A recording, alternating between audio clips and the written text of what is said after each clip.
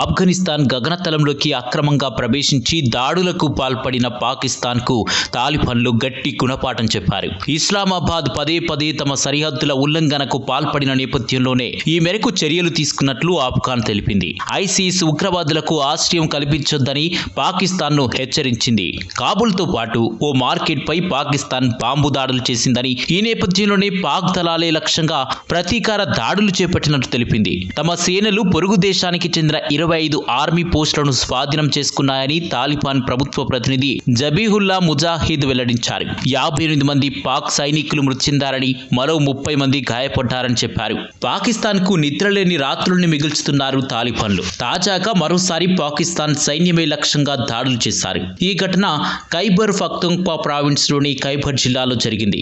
తీర ప్రాంతంలోని హైదర్ కంధావో సైనిక పోస్టుపై దాడి జరిగింది. ఈ దాడిలో కనీసం 11 మంది పాకిస్తాన్ సైనికులు మరణించారు. ఇతిహాదుల్ ముజాహిద్దీన్ పాకిస్తాన్ తో అనుబంధంగా ఉన్న ఉగ్రవాద గ్రూపులు దాడికి పాల్పడినట్లు ప్రకటించాయి. ఖైబర్ పఖ్తూన్ఖ్వా ప్రావిన్స్ కు చెందిన 3 గిరిజన నాయకులను నిషేధిత ఉగ్రవాద సంస్థ తెహ్రీక్-ఈ-తాలిబాన్ పాకిస్తాన్ తో సంబంధం ఉన్న ఉగ్రవాదులు అపహరించి చంపారని పాక్ పోలీసులు తెలిపారు. టీటీపీతో నవంబర్ 2022లో పాక్ ప్రభుత్వం కాల్పుల విరమణను విరమించుకున్న తర్వాత పాకిస్తాన్లో తీవ్రవాద దాడులు పెరిగాయి. ముఖ్యంగా ఖైబర్ పఖ్తూన్ఖ్వా ప్రాంతంలో తాలిబాన్లు విరుచుకుపడుతుంటే, బలూచిస్తాన్ ప్రాంతంలో బలూచిస్తాన్ లిబరేషన్ ఆర్మీ పాక్ సైన్యమే లక్ష్యంగా దాడులు చేస్తుంది. పాకిస్తాన్లో మొత్తం దాడుల్లో 90% పైగా దాడులు ఈ ప్రాంతాల్లోనే జరుగుతున్నాయి.